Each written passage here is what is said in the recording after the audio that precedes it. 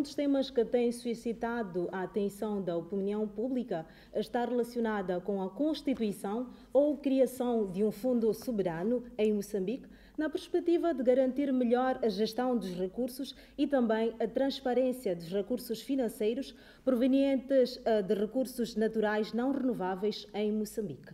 E para conosco compulsar em torno deste tema, recebemos em estúdio o Dr. António Franco, que é economista e também tem experiência que foi relevante, assim é que é, em termos deste assunto, na qual consta a sua participação na criação do Fundo Soberano em Timor-Leste.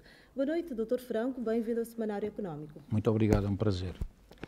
Olhando para aquilo que é a sua experiência, que semelhanças podem ser identificadas no processo de criação de Fundo Soberano de Moçambique em relação ao processo de criação de Fundo Soberano em Timor-Leste? Bom, eu assumiria que a grande semelhança é a grande definição de porque é que nós precisamos de ter um fundo soberano, cujo objetivo fundamental normalmente é porque é um recurso não renovável. Portanto, nós não temos, é um estoque de riqueza que vai ser explorada e que vai, ao fim do período, extraímos todos esses ativos e os ativos físicos do gás natural, em particular, que a gente está a falar, são transformados em ativos financeiros. E é permitir que não seja só as gerações atualmente existentes em Moçambique que possam beneficiar desse recurso não renovável, mas todas as outras gerações vindouras que hão de vir, portanto, todos os moçambicanos que amanhã ou depois de amanhã, os seus netos, os meus bisnetos e assim sucessivamente, possam também beneficiar desses recursos e, portanto, criam-se estes fundos para proteger e criar e manter esses fundos disponíveis para todos. A outra grande preocupação, quer dizer, é que a entrada súbita, porque, como pode imaginar, as receitas em Moçambique, no momento em que a exploração começa a fazer-se, os primeiros 2, 3 anos é para recuperar o investimento e depois eles vão começar a pagar impostos e, portanto, ao Estado e os royalties e assim sucessivamente.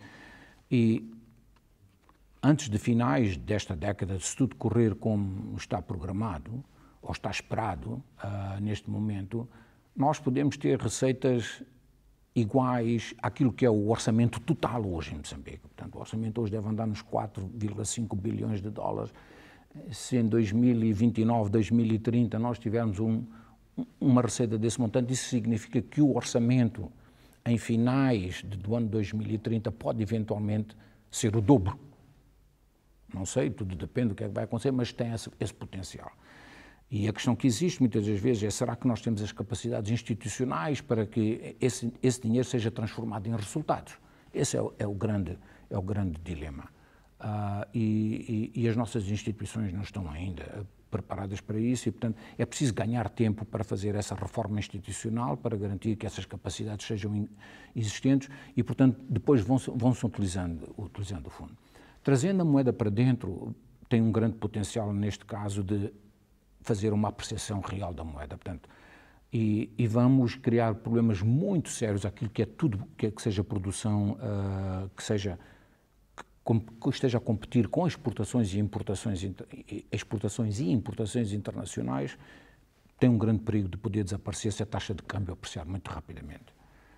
E, portanto, cria-se o Fundo Soberano. Existem vários fundos soberanos hoje no mundo, são operados de formas diferentes, todos eles seguem princípios muito semelhantes de que o fundo não é gerido pelo governo, o fundo é gerido pelo Parlamento, é uma instituição independente, presta contas e responsabilizações ao Parlamento, e depois fazem-se apropriações, portanto decide-se no processo de preparação do orçamento, qual será a parte do fundo, ou dos rendimentos em particular, do fundo, não da riqueza, mas dos rendimentos que são criados.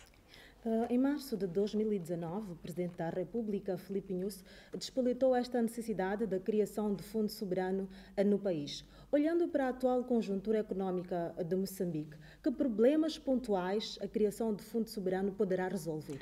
Bom, são duas ou três questões, quer dizer,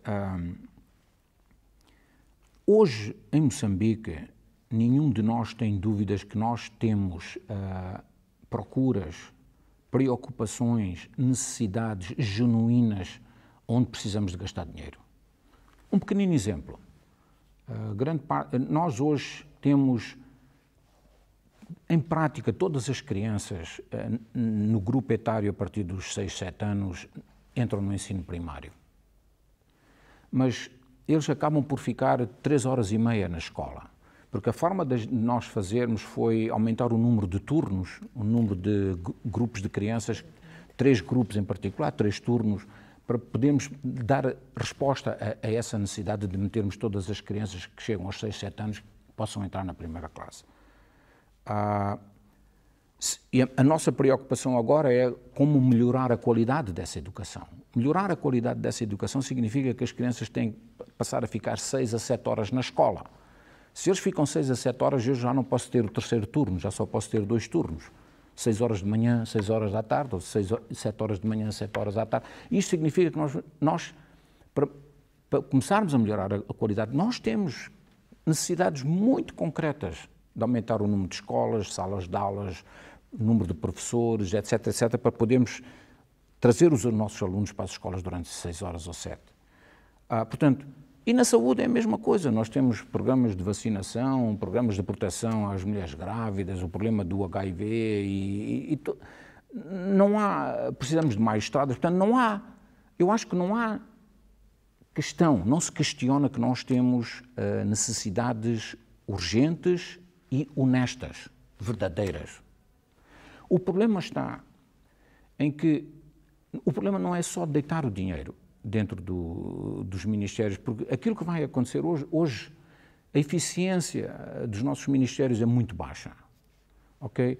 Para cada metical possivelmente que é recebido, só conseguimos produzir 10 ou 20 centavos de resultados. Portanto, o que é que está a acontecer aos outros 80%? Não é corrupção. É claro que existe alguma corrupção, mas não é tudo corrupção.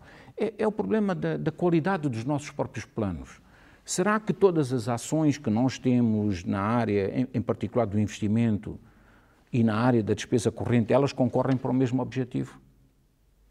Será que quando uma começa e acaba, começou uma outra que está interligada? Não é verdadeiro isto.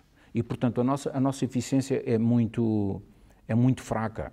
E a necessidade está em que nós temos que agarrar naqueles que são os setores prioritários, porque não é possível fazer estas reformas institucionais em todos os ministérios, em todos os setores, porque também não temos essa capacidade. Mas temos que pegar quais são os prioritários e fazer essa reforma, aumentar as capacidades para eles poderem absorver mais dinheiro amanhã e terem resultados muito maiores.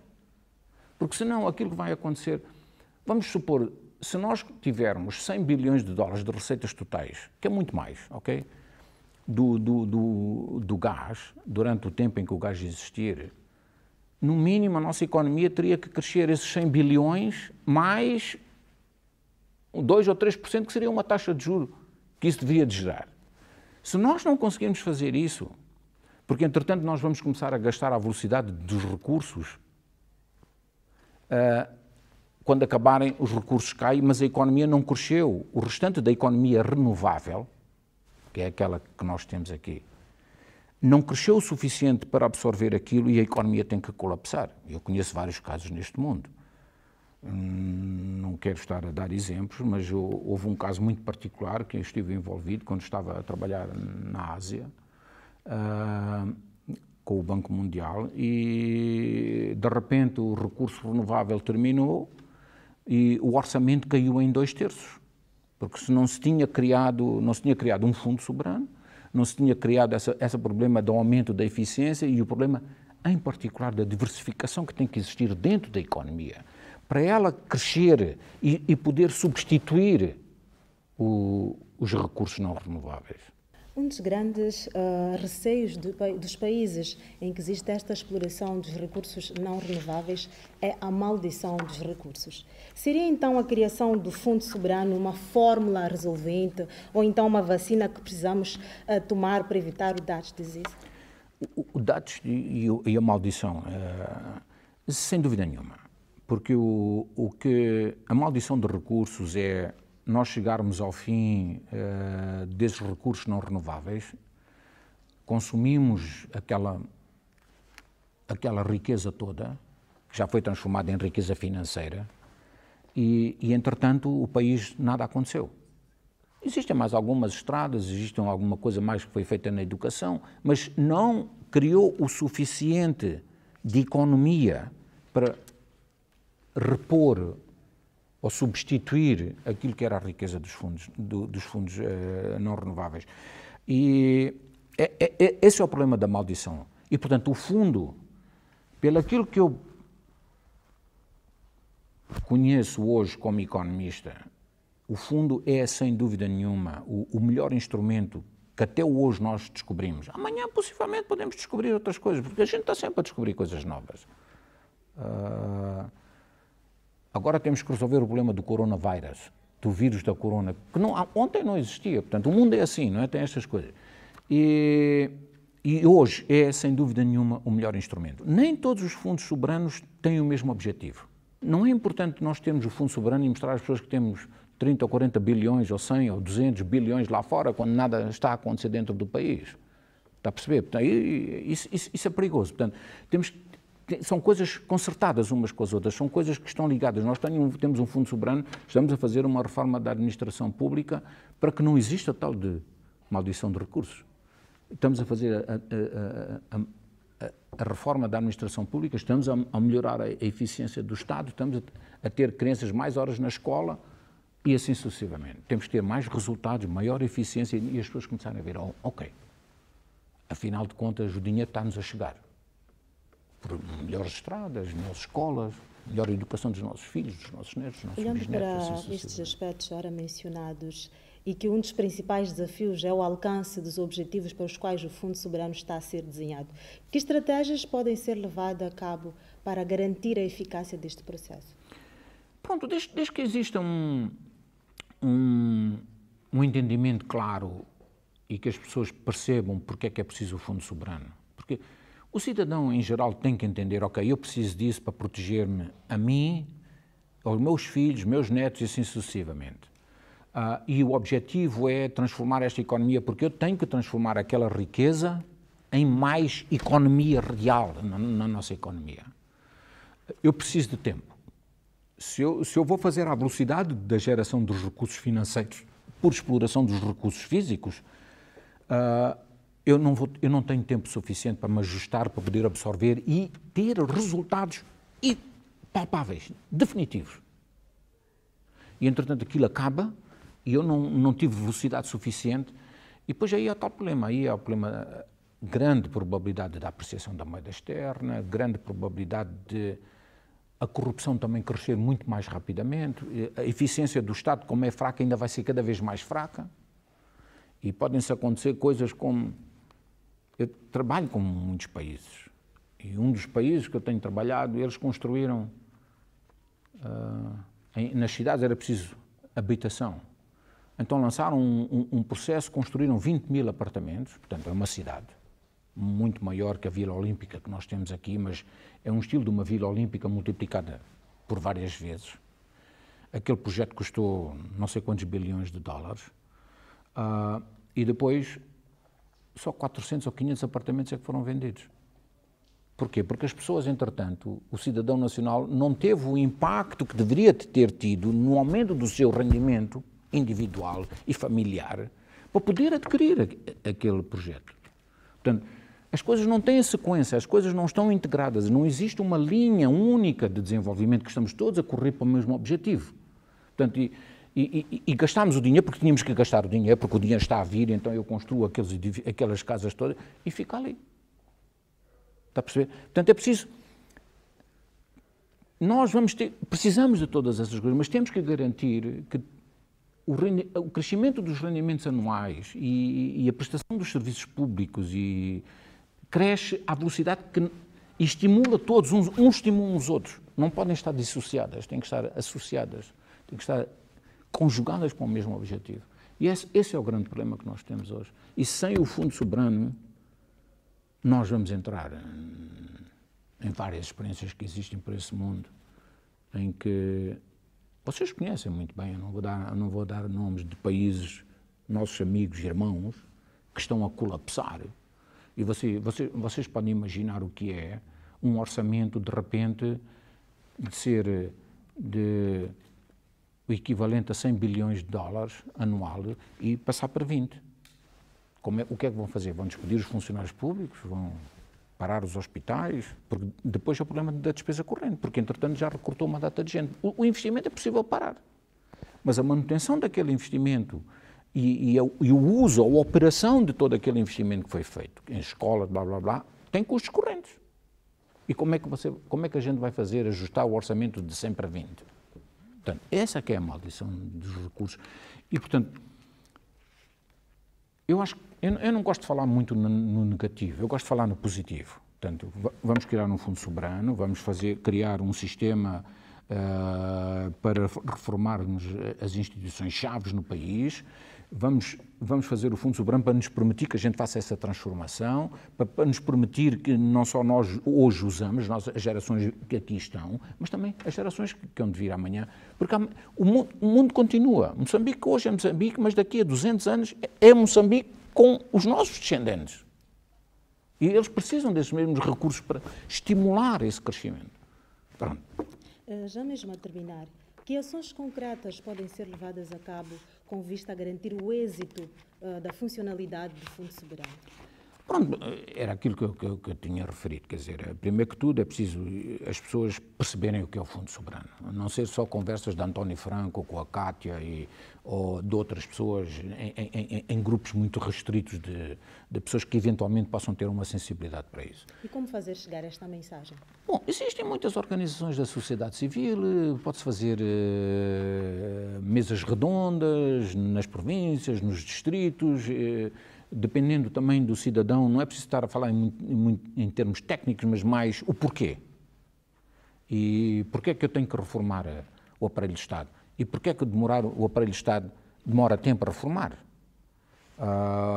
E construir um hospital pode ser relativamente fácil se eu tiver o dinheiro, mas educar um médico e ter um médico que tenha capacidades suficientes de ir lá para o hospital, não sei aonde, para na Macia, no Chibuto, é um processo que demora. Educar uma criança, vocês já passaram por esse processo, são 22 ou 23 anos para ter o primeiro nível universitário. Depois, para ser médico, são mais 5 ou 6 anos, depois tem que ter o doutoramento. Quer dizer, são 30 anos nesse processo que a gente anda a criar capital humano. E, portanto, enquanto o hospital, eu com mola, posso contratar qualquer empresa honesta que me ponha um hospital. Vocês estão a ver, os chineses estão a construir esses hospitais estilo pré-fabricados em 10 dias. Tudo é possível fazer. Tudo depende da mola. O problema está, eu tenho os médicos, os enfermeiros, os medicamentos, os materiais, todos para pôr naquele hospital agora mesmo. E aí é que a administração do Estado é extremamente fundamental. Não só a administração do Estado, mas o próprio processo de criação desse capital humano. As universidades, os institutos profissionais, técnico-profissionais, tudo isso. Porque nós não podemos só ter médicos. Aquele hospital vai precisar do canalizador e vai precisar do eletricista. E hoje o eletricista, esta câmara que está aqui, não é a mesma coisa que uma câmara que nós tínhamos há 10 anos atrás. Não é o seu telefone, não sei se sabe, o seu telefone hoje tem mais capacidade de computação que todos os computadores que existiram na NASA quando o ser humano foi à Lua. Este telefonezinho pequenino. Portanto, o mundo está a correr a uma velocidade tal mas há questões que continuam a demorar tempo. Formação de capital humano, que é fundamental, e o desenvolvimento de Moçambique, como em qualquer parte do mundo, depende dessa formação de capital humano.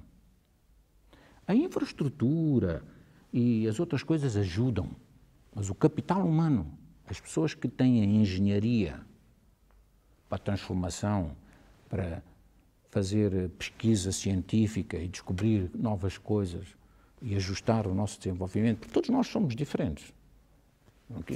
São 800 milhões de africanos, mas nós não somos iguais aos outros africanos. Mesmo aqui os de Maputo não são iguais aos da Beira e assim sucessivamente. Portanto, todos nós temos objetivos comuns e E pronto, quer dizer, é preciso garantir isso tudo e demora tempo, é preciso esse tempo para a transformação. Muito bem, obrigado. Mas eu acho que a discussão hoje em Moçambique já está no lado positivo, que é, ok, Fundo Soberano, o que é que vai ser esse Fundo Soberano? Temos que começar aí, disseminar e chegar à conclusão que todos, ok, eu estou a perceber porque é que você tem um Fundo Soberano, mas aí estamos a falar num plano de porque é que é o Fundo Soberano, porque o Fundo Soberano sem a reforma da administração, sem a maior eficiência da despesa do Estado, não resulta em nada. É ter uma data de dinheiro sentado lá fora e as pessoas não veem resultados nenhuns. Portanto, é um cometimento, é um compromisso. Portanto, quando a gente diz, ok, vamos criar isso é porque a gente está a criar um compromisso de que vamos reformar a administração estatal, de toda a função pública, etc., etc., para melhorar a eficiência do Estado e podermos absorver mais e produzirmos mais resultados, para estimular o desenvolvimento do setor privado. Vocês sabem que nos países, em Moçambique, o setor privado é 70% da economia. O setor do Estado é só 30%.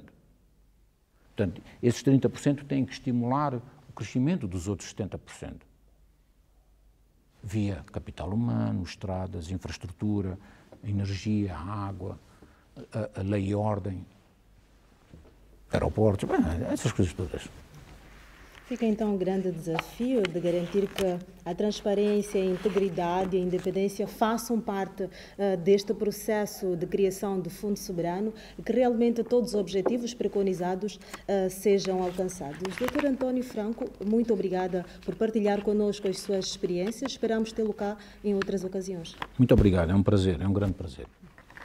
Vamos agora a uma pequena pausa, voltamos dentro de instantes com mais informação. Até já.